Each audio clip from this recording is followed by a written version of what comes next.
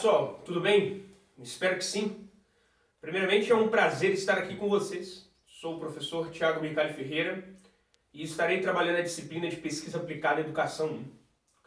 Atuo como professor no IFNMG Campus Teófilo Otoni, nos cursos superiores e coordeno os cursos técnicos do eixo de Tecnologia da Informação deste campus atualmente.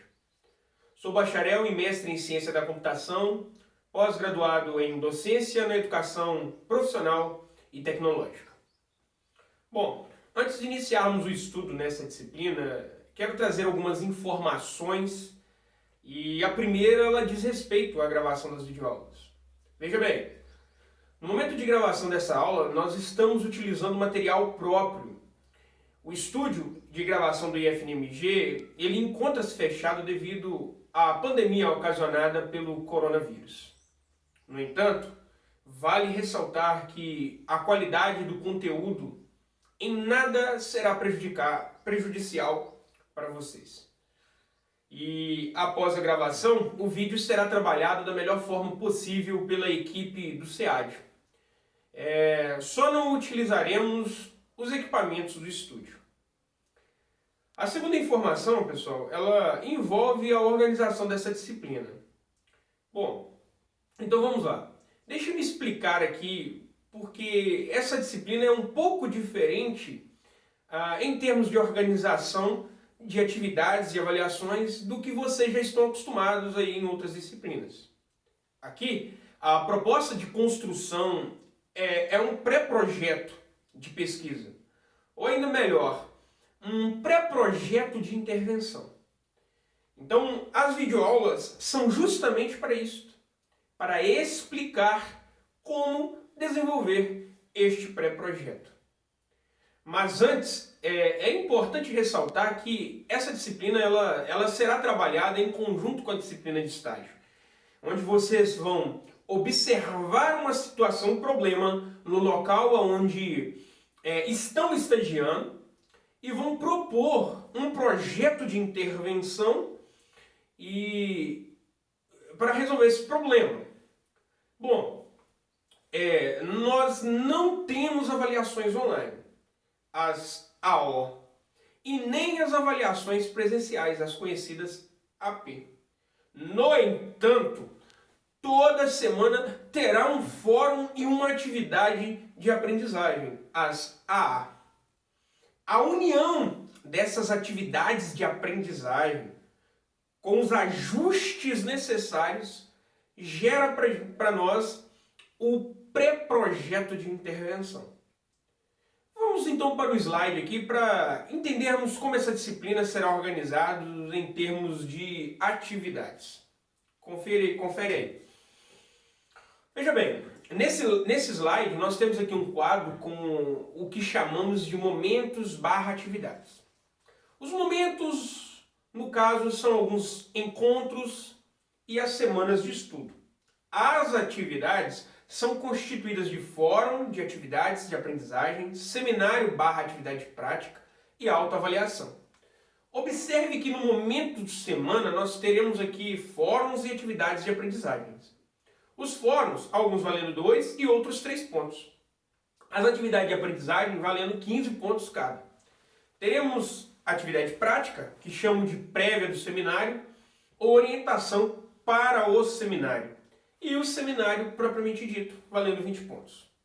E por último, temos a autoavaliação no valor de 10 pontos.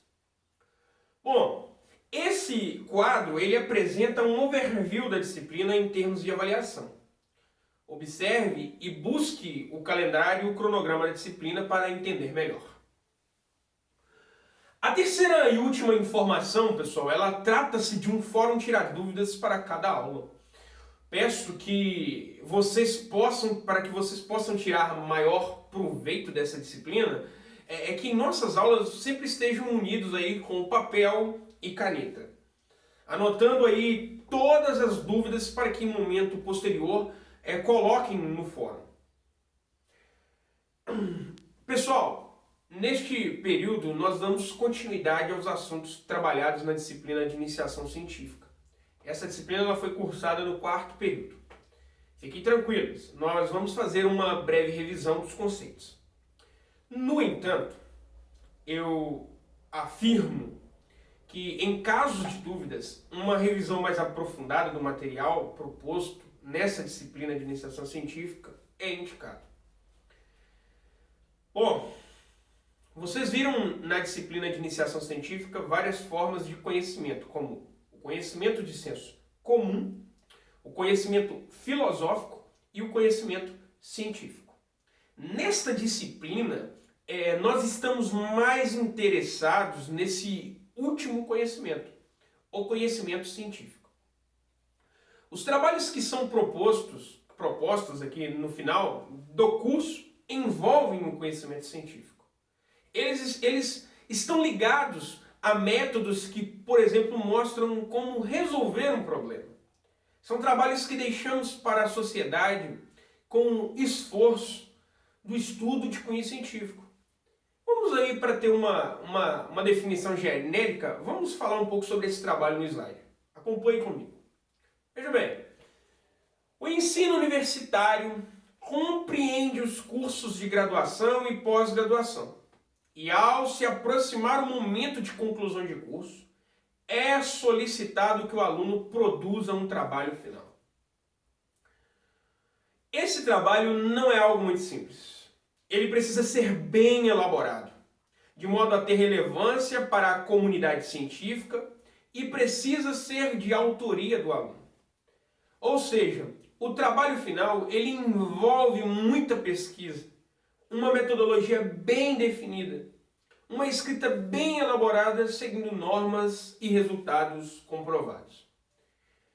Nos próximos 3 slides, nós iremos fazer uma breve revisão sobre os métodos, tipos de pesquisas e coleta de dados, que são assuntos que foram explicados com mais detalhes na disciplina de iniciação científica, como dito anteriormente. Mas vale a pena nós revisarmos. São importantíssimos para a nossa disciplina. Acompanhe comigo no slide. Muitos alunos confundem método com metodologia. E como o nosso objetivo é a produção do projeto de intervenção, essas palavras serão recorrentes para nós. Logo, é importante que saibamos a diferença entre essas duas palavras. Conceitualmente, podemos definir o método como o caminho que devemos proceder para chegar em um certo objetivo. Já a metodologia trata-se dos estudos dos métodos. Ou seja, é o estudo que busca a melhor forma de produzir conhecimento sobre algo.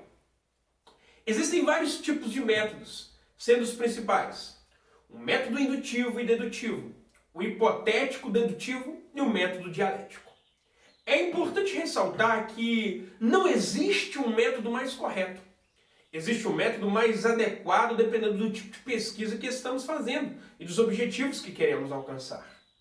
Bom, vamos então falar um pouco desses métodos. O método indutivo, pessoal, é aquele que pegamos um caso particular e chegamos em um caso geral. Ou seja, você pega um fenômeno que acontece em casos particulares, induz esse fenômeno para casos gerais. Um exemplo muito clássico desse método, e é bem provável que vocês já tenham ouvido, é sobre os metais. Ao observar o cobre, nós percebemos que ele conduz corrente elétrica. Observamos o alumínio, percebemos que conduz corrente elétrica. Observemos o ferro e percebemos que conduz corrente elétrica. Logo, por indução, concluímos que todos os metais conduzem corrente elétrica.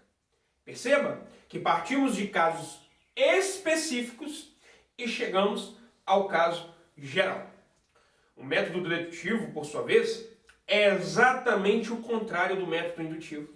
Nesse método, partimos de uma generalidade e chegamos em uma particularidade. Adaptando o exemplo dos metais para o método dedutivo, teríamos o caso geral, que seria a afirmação que todos os metais conduzem corrente elétrica. E tentaríamos aí comprovar para um caso específico, que poderia ser qualquer metal, por exemplo, o cobre. O método hipotético dedutivo é o método em que pegamos uma hipótese e fazemos uma dedução dessa. Partimos do princípio que essa hipótese não necessariamente precisa ser verdadeira. Você pode formular essa hipótese ou a partir de uma hipótese já existente. Esse método basicamente funciona no seguinte esquema. Formulamos ou pegamos uma hipótese, deduzimos algumas consequências através destas e, por fim, testamos essa hipótese de modo que o resultado obtido pode validar ou invalidar essa hipótese. O último método que iremos falar é o método dialético. Esse método é uma forma de conversa entre as pessoas, onde cada uma tem opiniões diferentes sobre determinados assuntos. Onde também o interesse destas é estabelecer uma verdade sobre o assunto. Um bom exemplo desse método é um debate. Prezados, através dessa revisão, podemos perceber que a pesquisa é uma das coisas mais importantes da nossa disciplina, pois queremos produzir um texto científico com boa qualidade. Para pesquisar, precisamos conhecer minimamente os principais tipos de pesquisas. Vamos conferir no slide quais são esses tipos. Podemos dividir a pesquisa em 3 grandes grupos. Os tipos de pesquisa quanto à abordagem, os tipos de pesquisa quanto aos objetivos, os tipos de pesquisa quanto ao procedimento. Sobre a abordagem utilizada pelo pesquisador, nós podemos dividir a pesquisa em 2 tipos. A pesquisa quantitativa e a qualitativa. A pesquisa quantitativa é objetiva, sempre busca dados numéricos para comprovar as hipóteses e utiliza muitas técnicas e ferramentas estatísticas. Nesse tipo de pesquisa, o pesquisador sempre se limita a buscar informação que sejam quantificáveis para análise de dados. Já na pesquisa qualitativa, o pesquisador não se preocupa tanto com os números. Essa pesquisa está muito focada na compreensão das causas. Por exemplo, esse novo vírus que ganhou força em 2020, o coronavírus. Uma pesquisa quantitativa sobre esse vírus seria, por exemplo, a quantidade de infectados. Já uma pesquisa qualitativa buscaria entender as causas do vírus. Quanto ao objetivo, podemos dividir em pesquisa exploratória, descritiva e explicativa. A pesquisa exploratória é muito útil quando se tem poucas informações sobre o que se está estudando. Seu objetivo é uma pesquisa aprofundada a fim de identificar algo como um objeto de estudo, uma problematização, soluções mais viáveis, um fenômeno novo e etc. Já a pesquisa descritiva deve ser feita quando o nosso objetivo é buscar informações que esclareçam o máximo possível de um assunto, que já é conhecido. Podemos falar que essa pesquisa ela descreve uma realidade que queremos extrair o máximo dela em diferentes perspectivas. A pesquisa explicativa é aquela que é a determinação de algo totalmente novo. Para isso, é necessária uma grande quantidade de dados. Quanto ao procedimento aqui no slide, eu coloquei apenas dois tipos, né? Além da pesquisa bibliográfica, o documental, temos vários outros.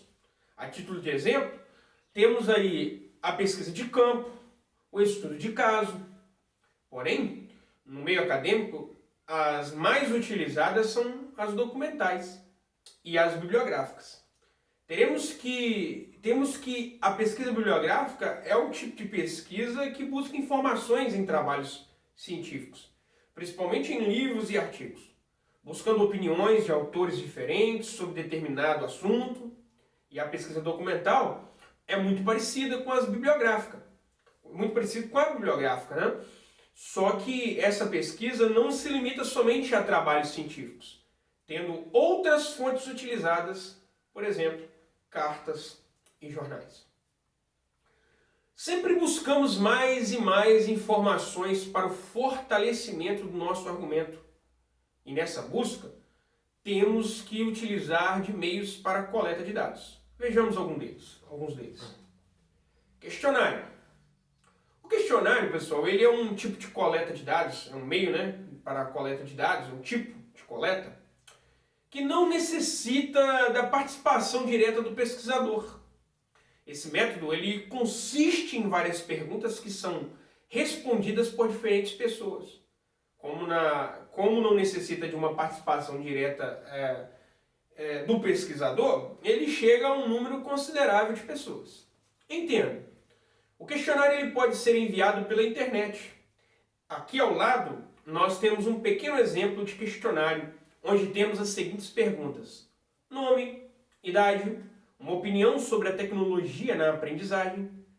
É apenas um exemplo. Não necessariamente um questionário precisa ter essa estrutura. Você pode elaborar um questionário em que a pessoa não precisa identificar, dando talvez mais liberdade de resposta. Outro instrumento para a coleta de dados é a entrevista. É um tipo de coleta de dados em que, ao contrário do questionário, ela necessita da participação direta do pesquisador. Com isso, a abrangência de uma entrevista tende a ser menor que a do questionário. Mas como vantagem, na entrevista o pesquisador ele tem a oportunidade de mudar as perguntas de acordo com as respostas dos participantes. E também pode observar de perto as reações dos entrevistados diante das perguntas. Já a coleta de dados por documentos seria a busca de informações em registros, como cartas, jornais, livros e outros mais. A observação, como o próprio nome diz, vamos observar um certo comportamento. E, através dessa observação, nós coletamos os dados e tiramos as conclusões. Agora que entendemos sobre as pesquisas, coletas de dados e métodos, vamos detalhar um pouco sobre as formas que temos em um trabalho de conclusão de curso. Vamos lá. Temos vários tipos de trabalho final. Entre os principais tipos temos a monografia, a dissertação, a tese, o artigo e o projeto de intervenção, que é o tipo de trabalho que estamos mais interessados. Vamos então falar brevemente sobre cada uma dessas formas, começando pela monografia. A monografia é a elaboração de um estudo científico por um pesquisador com a supervisão de um orientador, a partir de uma escolha de um tema, da delimitação de um problema e com a utilização de métodos científicos. A monografia, pessoal, ela é um estudo extenso e muito bem elaborado, de forma que a escrita segue padrões. A monografia, ela é um trabalho científico e, como um trabalho científico, precisa apresentar uma novidade em um determinado contexto. Outra forma que temos é a dissertação. Vejamos. A dissertação é uma exposição desenvolvida, escrita ou oral, de matéria doutrinária, científica ou artística acerca de um conteúdo específico das disciplinas estudadas. Com essa distinção, com essa definição aí, nós podemos observar que a dissertação ela difere bastante de uma monografia. A dissertação não se limita somente a um trabalho científico. Ela também pode ser de cunho artístico. Na dissertação, o autor ele deve organizar o seu pensamento lógico na forma escrita e tem a liberdade de discutir sobre possíveis resultados, sobre os dados coletados utilizando de sua fundamentação e explicação. A estrutura de uma dissertação ela deve ser organizada em introdução, desenvolvimento e conclusão. Outro tipo seria a tese. Mas o que é uma tese? Confere comigo aqui no slide. Veja bem, a tese é um trabalho científico, original, que apresenta um estudo aprofundado sobre um tema inédito, em que o conhecimento final contribuirá para o conhecimento da área estudada.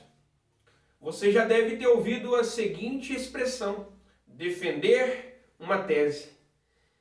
A tese ela vem do grego, tesis, que tem como significado uma proposição intelectual. E é justamente isso quando uma pessoa defende uma tese. Ela está defendendo a sua proposição sobre um determinado assunto. Como vimos na definição, a tese ela está relacionada a um tema inédito. Então, assim como uma monografia, é necessário um estudo aprofundado que tenha um resultado relevante. O próximo tipo a ser tratado aqui nesta aula é o artigo. Vejamos então o que é um artigo. Vamos para o slide. O artigo é um trabalho realizado a partir de uma teoria formulada e desenvolvida por seu autor. Pode ser escrito em um só tópico, subdividido em partes, em função de uma ou mais variáveis que gravitam em torno da teoria formulada ou que influem sobre a mesma. O artigo, pessoal, ele, diferentemente da monografia e da tese e da dissertação, ele costuma descrever determinado assunto de forma breve. Porém, mesmo sendo breve, precisa ser bem detalhado, chegando em uma conclusão com uma fundamentação científica. Quando exigido um artigo como trabalho final, se trata de um artigo científico, que, como todos os textos científicos, ele procura sempre ser um estudo relevante sobre um determinado tema. E para finalizar agora a parte de tipos de trabalhos, para a conclusão de curso, vamos entender o que é o projeto de intervenção na visão das autoras Daniele Ribeiro e Patrícia Maia. Vejamos. Um projeto de intervenção é uma proposta de ação construída a partir da identificação de problemas, necessidades e fatores determinantes. Cabe lembrar que o termo projeto refere-se a um plano para a realização de uma ação coordenada no futuro, ou seja, algo que se lança à frente, sustentando em objetivos a serem alcançados. Já a palavra intervenção implica uma ação objetiva, um fazer concreto numa dada realidade. Nesse sentido, um projeto de intervenção deve definir e orientar as ações planejadas para a resolução de problemas e ou necessidades identificadas, preocupando-se em gerar mudanças e desenvolvimento. O projeto é muito parecido com o artigo ou monografia, porém, nesse, a intervenção envolve uma ação concreta.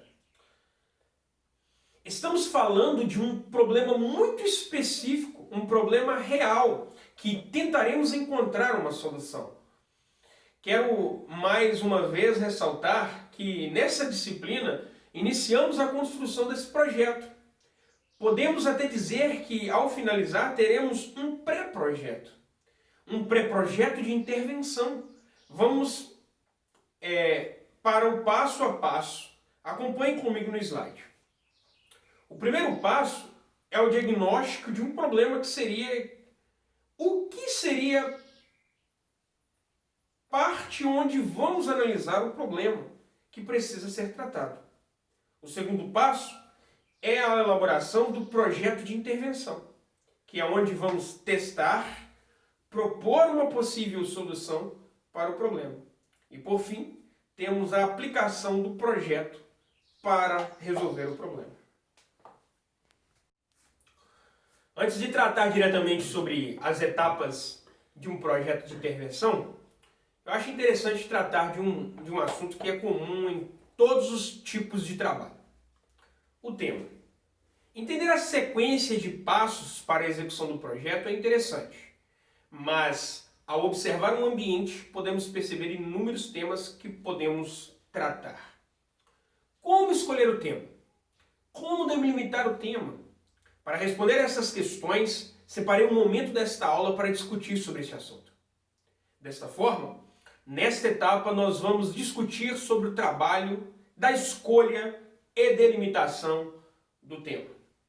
E posteriormente discutiremos a respeito do levantamento bibliográfico para dar início ao desenvolvimento do trabalho. A escolha do tema é o marco inicial para a produção de um trabalho. Tudo o que vamos fazer de agora para frente vai levar em consideração o tema escolhido. Portanto, a escolha do tema precisa ser uma escolha muito bem feita. Vamos então a alguns fatores que influenciam positivamente a escolha do tema. Acompanhe comigo no slide. Quando escolhemos um tema, esse tema tem que nos despertar curiosidade. Quando temos uma certa curiosidade sobre algo, o incentivo de pesquisar, aprender sobre aquilo é muito maior. Então podemos falar que a curiosidade nos mantém motivados, o que é exatamente importante, já que esse é um projeto, não é um trabalho que sai do dia para a noite, é um trabalho longo. Um fator muito importante é o interesse na área de pesquisa que você goste. Com certeza vai provocar desânimo. Então, para se manter motivado, é importante o tema estar inserido em uma área que lhe agrade. O desafio, a dificuldade é algo que tem que ser analisado também. Quanto maior o desafio, mais satisfação com o tema você terá. Igualmente, o que acontece com a dificuldade. Nós não podemos, não pode ser algo impossível de se resolver, mas também não pode ser algo muito trivial. O ideal é que você escolha um tema que lhe traga desafios que vão te manter focado a resolver o problema. Então, pessoal, a escolha do tema não é algo muito fácil, mas é melhor dedicar um tempo fazendo a análise de um tema que vai te manter focado do que propor um trabalho que não lhe traga satisfação e que possivelmente você vai abandonar em determinado momento. Logo depois da escolha do tema, nós precisamos fazer a delimitação, que é um processo muito importante. Vamos entender um pouco no slide aí a respeito da delimitação. Ao examinar um tema, percebemos a infinidade de coisas que podemos tratar. Portanto, é necessário delimitá-lo quanto à sua abrangência. Em um trabalho não podemos falar absolutamente tudo sobre um tema. Primeiro, porque não temos um tempo para escrever tudo, e segundo, porque o nosso trabalho ele perderia o foco devido à extensão do conteúdo. Então, para resolvermos esse problema, nós precisamos delimitar o nosso tema. E essa delimitação serve para que tenhamos objetivos bem definidos. Devemos delimitar o tema de acordo com o que queremos abordar. Fica mais fácil entender essa delimitação com exemplos. Segue o exemplo do slide. Vamos lá, vamos perceber aqui. Veja bem, seja o seguinte exemplo. Suponhamos que o nosso tema seja a importância da informática básica nas escolas. Escolhi esse tema de propósito. Vocês conseguem perceber o quão amplo é esse tema? Conseguem perceber o quão amplo é? Conseguem ver a infinidade de coisas que podemos falar nesse tema? Pois bem, de fato não dá para falar de tudo relacionado a esse tema. Precisamos então delimitá-lo para o que queremos falar sobre ele. Temos infinitas possibilidades de delimitações. Poderíamos delimitá-lo de modo a falar dos benefícios que a tecnologia traz para a aprendizagem. Poderíamos delimitar o tema de modo a falar sobre a inclusão digital. Poderíamos também delimitar, não falando das escolas em geral, e sim falar do ensino médio, por exemplo, o que facilitaria muito a nossa pesquisa sobre o público-alvo. Essa é uma questão muito importante, em que precisamos pensar exatamente os objetivos que queremos chegar com a nossa pesquisa. Um exemplo desse tema delimitado poderia ser informática básica no ensino médio, uma preparação para o mercado de trabalho. Esse tema seria muito mais fácil de se desenvolver, pois teríamos uma população bem definida, que seria o ensino médio.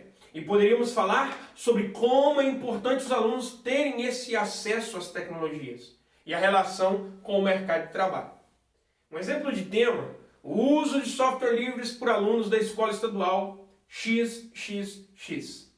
É um tema menos amplo do que a importância da informática básica nas escolas.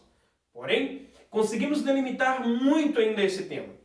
Nesse exemplo, poderíamos, ao invés de falar de software livre de forma bem geral, podemos falar especificamente do Linux. E podemos restringir a nossa população sendo apenas o ensino médio, ficando o tema assim: o uso do Linux por alunos do ensino médio na escola XXX. Outro tema: a capacitação de professores no uso de louças digitais. Segue o mesmo padrão de delimitação. Precisamos ter uma população bem definida e objetivos bem definidos. Agora que aprendemos a escolher um tema e delimitá-lo, e entendemos a importância de destinar um tempo do nosso trabalho para essa tarefa, nós precisamos ter em mente que vamos precisar de ler diversos materiais para construir os nossos argumentos. E é nesse contexto que vamos falar sobre o levantamento bibliográfico. Confira no slide. O levantamento bibliográfico é uma etapa do trabalho em que o pesquisador separa todo o material que acha interessante e que pode contribuir para a sua pesquisa, para a sua pesquisa. Para separar esse material, obviamente, é necessário já ter um tema escolhido e delimitado, pois o material terá que ser sobre o assunto escolhido. Temos milhares de possibilidades de levantamento bibliográfico. Entre eles, os mais utilizados são os livros, artigos e revistas. Como parte do levantamento bibliográfico, temos os tipos de consulta. Quanto mais materiais consultarmos, mais embasamento teórico nós teremos para desenvolver o nosso projeto. Acompanhe comigo no slide. Vamos faremos uma pequena análise sobre os tipos de consulta que temos. Veja bem, comentaremos sobre 4 tipos de fontes. São elas: literatura cinza, fonte primária, fonte secundária e fonte terciária. Vamos começar a falar sobre a literatura cinza. Podemos definir a literatura cinza como sendo os textos não publicados. A pesquisa documental, como já vimos, leva muito em consideração essa fonte de consulta, já que essa pesquisa não se limita apenas em materiais científicos. Exemplos dessa fonte seriam cartas, folhetos. Já a fonte primária é a fonte mais importante. É uma obra escrita pelo próprio autor em seu próprio idioma. Essa fonte encaixa-se perfeitamente nos moldes da pesquisa bibliográfica. São materiais publicados e podem ser considerados como principal fonte para o embasamento. A fonte secundária geralmente trata-se de uma obra traduzida, onde é comum ocorrer erros de tradução, ocasionando ambiguidades ou até mesmo mudando o sentido de alguma frase. Porém, é ainda uma fonte confiável. Não igualmente uma fonte primária, mas também é uma boa fonte para pesquisa. E agora, por último, a fonte terciária, que é uma obra em que o autor cita um autor, que por sua vez já citou outro autor.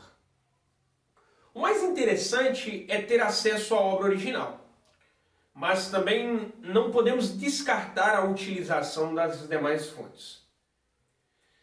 Vamos para o slide onde apresentarei uma ilustração das fontes de consulta. Nessa imagem temos um resumo das principais fontes de consulta.